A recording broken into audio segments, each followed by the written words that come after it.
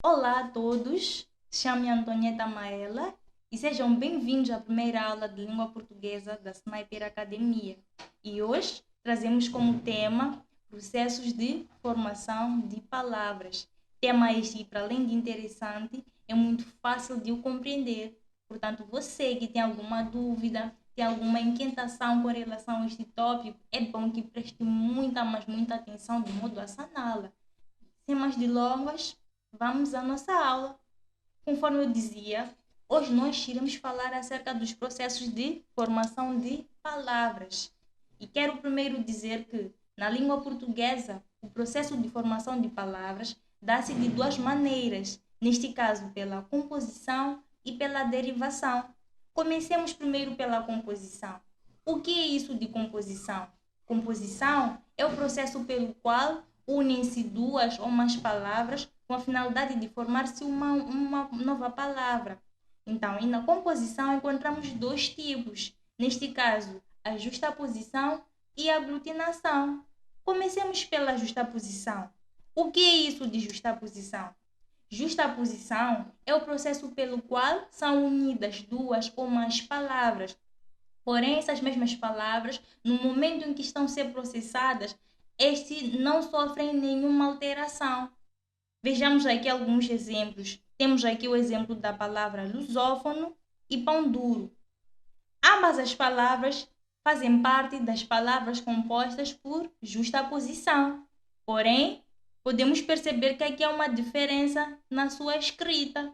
Enquanto que no primeiro exemplo, que é lusófono neste caso, que é a junção da palavra luso neste caso não me refiro ao que vocês estão a pensar, é a junção da palavra luso mais fono, que significa pessoa que fala português.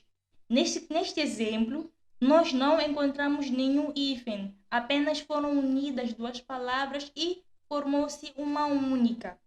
E no outro exemplo temos o exemplo da palavra pão duro. Diferentemente do outro exemplo, aqui nós encontramos um hífen. Portanto, as palavras justapostas, elas são caracterizadas pela existência, não é, de um hífen, assim como não. Como é o caso da palavra pão duro, que significa pessoa avarenta, uma pessoa agarrada, ou em uma linguagem mais vulgar, uma pessoa cacata. É mais por aí. Passemos então para outro tipo de composição. Temos aqui as palavras compostas por aglutinação. As palavras compostas por aglutinação são aquelas em que são unidas ou são juntadas duas ou mais palavras. Porém, diferentemente das palavras justapostas, estas sofrem uma alteração fonética. Vejamos aqui alguns exemplos. Temos aqui a palavra perna alta, que é a junção da palavra perna mais alta. No entanto, quando se formou a outra palavra, aqui já nós não encontramos duas vogais, encontramos uma única, o que significa que suprimiu-se ou eliminou-se uma das vogais aqui e ficou apenas uma, e a palavra passou a pronunciar-se perna alta.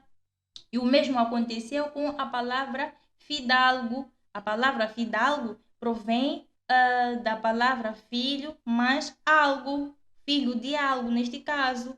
Então aqui suprimiu-se a sílaba lu e aqui na preposição eliminou-se a consoante e, passando a ficar fidalgo. É mais ou menos nisso que as palavras aglutinadas são caracterizadas. E passamos agora para as palavras derivadas.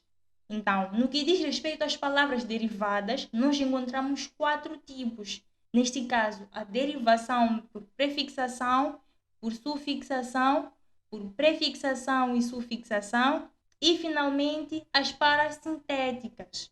Então, antes de avançarmos, importa primeiro definir o radical.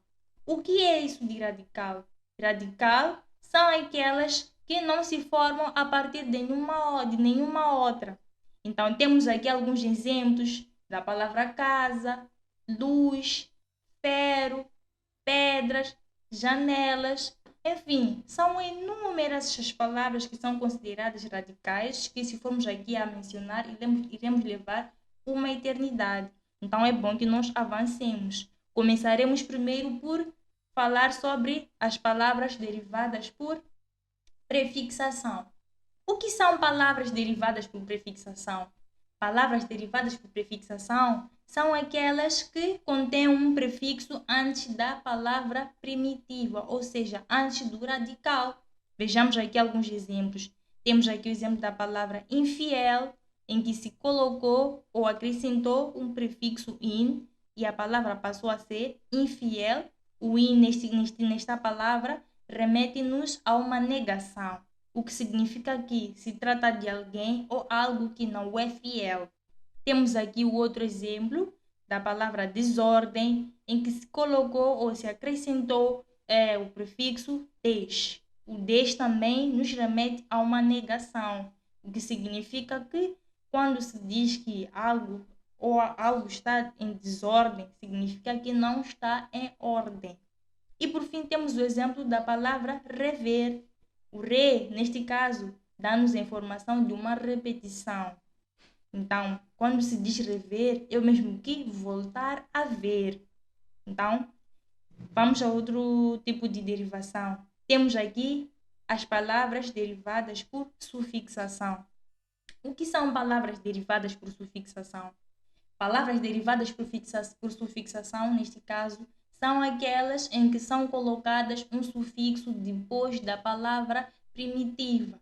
Ou seja, é diferente daquilo que são as palavras derivadas por prefixação. Enquanto nas palavras derivadas por prefixação são acrescentadas um prefixo antes da palavra primitiva, nas derivadas por sufixação nós colocamos depois. Vejamos aqui alguns exemplos. Temos aqui o exemplo da palavra brutal, que provém do radical bruto, bruto que é o mesmo que alguém ou alguém mal criado, alguém que não sabe estar. Então, no final, acrescentou-se o sufixo al e tornou-se brutal. Brutal não me refiro à bebida, não. Refiro-me a alguém que não é bem educado. E depois temos aqui charmoso, que provém do radical charme. Então, aqui podemos perceber que se acrescentou o sufixo oso e ficou charmoso. Temos outro exemplo da palavra cornudo, que provém da palavra corno. Acrescentou-se aqui o sufixo udo, passou a ser cornudo, o que nos remete a uma pessoa cornuda é aquela em que passa por uma traição. Enfim, temos outro exemplo. Beleza.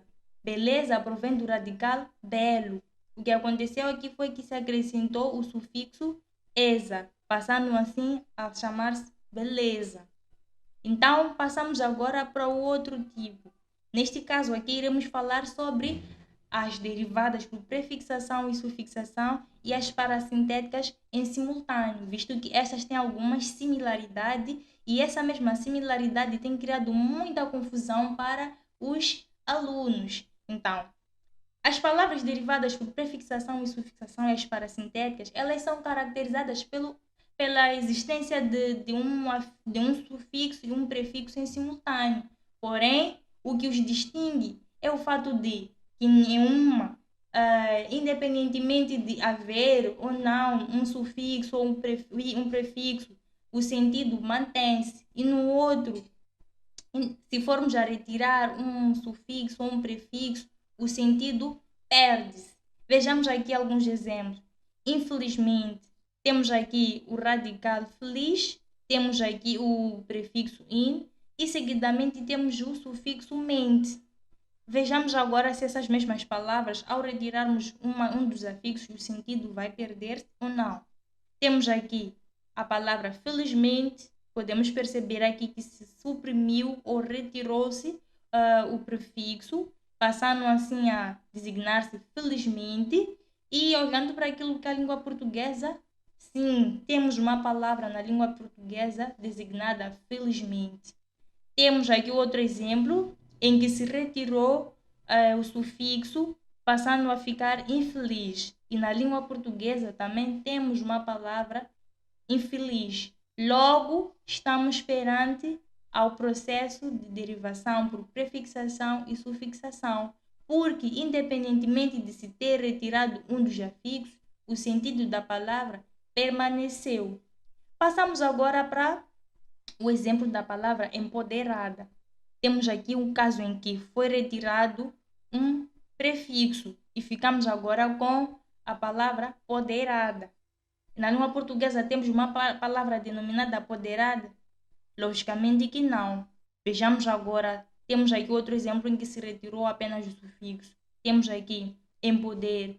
Na língua portuguesa temos uma palavra denominada empoder? Claramente que não. Portanto, a este tipo de palavra estamos perante ao processo de derivação por parassíntese ou a uma palavra parassintética, visto que, tendo-se retirado um prefixo ou um sufixo, o sentido da palavra perdeu-se. Bom, meus queridos, nós terminamos por aqui, a aula de hoje para por aqui. Esperamos voltar mais vezes com mais conteúdos interessantes para vocês, de modo que vocês possam assistir e que possam tirar as vossas dúvidas. Até a próxima aula.